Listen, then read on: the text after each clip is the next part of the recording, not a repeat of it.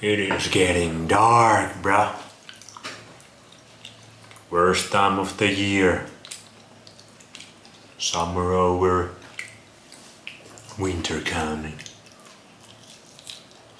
We have an interesting dinner. Of course, some raw chicken. Perfect breakfast, perfect lunch, perfect dinner. Raw chicken. We also got some bone broth. I can show it to you.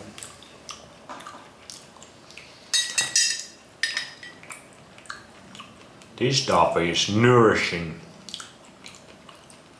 Also very good. I made it from oxtails.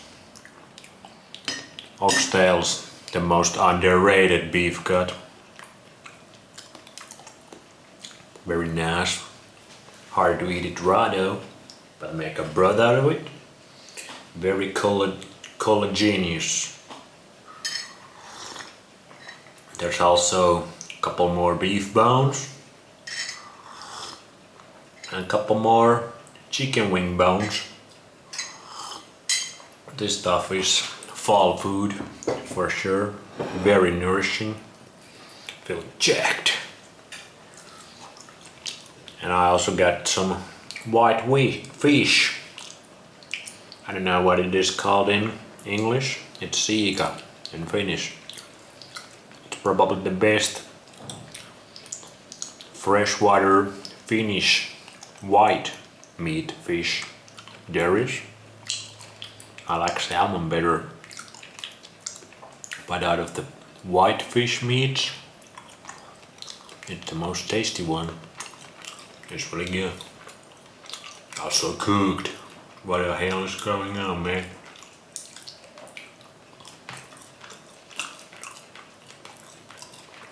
One thing that was interesting about the only eating raw foods was that I just couldn't eat enough. I was losing too much weight. I just didn't have the appetite to eat enough raw meat. And boy, I was trying. I was trying my hardest. I was eating so much. But even then, now I probably eat less meat, but some of it cooked. But I feel more satiated, satisfied. What the fuck is up with that? And I have gained my weight back. I was just losing too much weight and couldn't eat enough of the raw stuff. I also didn't have the raw milk. The raw milk is extremely nourishing. That's a game changer for me. For many people in carnivore diets, only eating cooked meat, I would say raw milk is extremely fantastic product for most of those guys.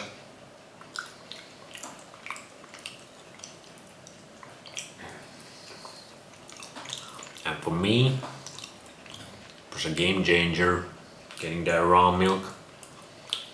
That also puts weight so much.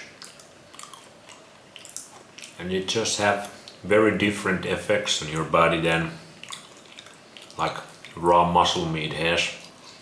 And the bone broth, that's full of collagen. A lot of fat in there too, because the oxtails are very fatty. So you get a lot of fat, cooked fat. But the properties of the bone broth, they are very different than muscle meats again. Very different amino acid profiles, all the collagen, all the fat soluble vitamins, and the organs, they have very different properties than the muscle meat. The blood, and all these traditional cultures always ate a mix of these things, and quite a bit of them, they didn't just eat the muscle meat like the carnivore dieters do, even though the definition of carnivore diet is, I think, eating at least some part of it raw. They just eat cooked carnivore diet. I think it's very therapeutic for some of the more sickly people that this jolly little society we live in have fucked up with our toxicity.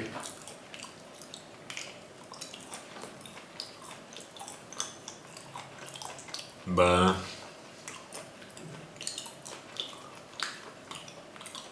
no culture has ever eaten like that.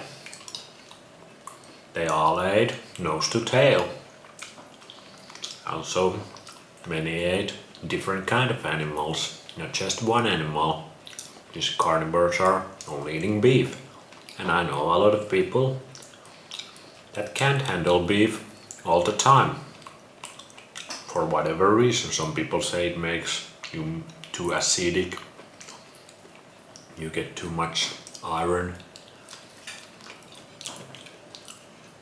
for cooked beef.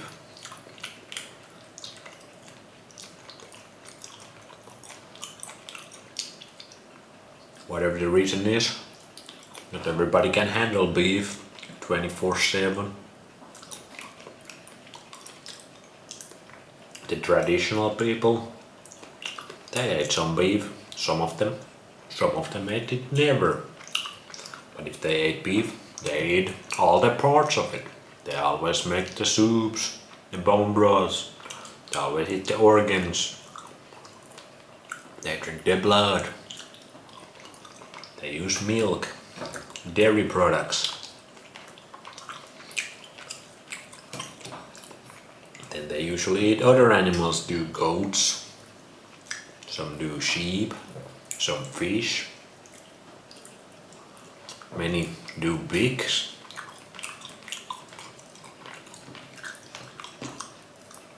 Then they have some plants, some more than others. But these plants are no GMO plants. These are those old school soil plants. When they grow strong as a motherfucker. These bitch ass plants we eating, they grow on bitch ass soil. That soy boy soil. The soil has become soy. There's no masculinity anymore. So how can we have the masculinity if the soil don't have it? And the animals that eat it, eat the grass, eat the plants from the soil, they don't get it. So how can we get it? But anyway, a lot of them ate the plants also. Made very particular way. This whitefish is good. Usually white meat fish is kind of bland, or some of it is. This one is kind of fatty. Fat is tasty. I don't even have any salt in there or anything, but it's very good. But you see, many of these cultures ate all kinds of animal-based foods and some plant foods also. Very seasonally. You have to understand that in the modern world, most of the vegetables and fruits and plants that people eat from the supermarkets are completely man-made, and they have been introduced globally very recently. Potatoes are very common in Finland, but potatoes were only introduced to Finland, maybe 300 years ago. And at the beginning of that, nobody really wanted them. They were lame ass peasant food. And now everybody's so excited about lame ass peasant food and afraid of the real food. Like who makes bone broths anymore? When you think about regular people, not some health conscious YouTube folks or influencers, just like regular ass people. Who makes bone broths? And it's actually really easy. You just throw the shit on the pan and let it boil. Take some of it whenever you want. But you can just feel the nourishment. You get so satisfied so quickly with the bone broth. It's insane.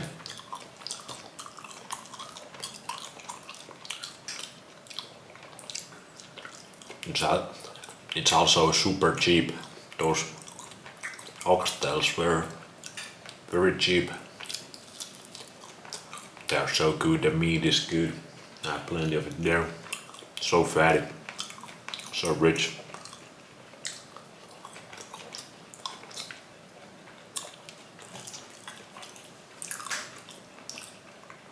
Let's go straight to the traps. Whatever, bro. Whatever. But anyway, the diet game is full of hucksters, full of snake oil salesmen. You gotta watch out. But when you look at the traditional people, you look at them with the telescope, you see clearly with your third eye open. You can start to see what humans are meant to be eating, at least somewhat optimally.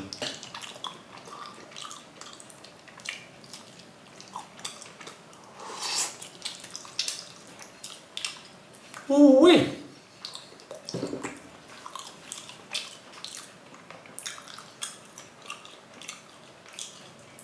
That's it for today. Raw chicken mixes good with bone broth and fishy fish. Very nice meal. Proper nourishment. Very badass. See you in the next one.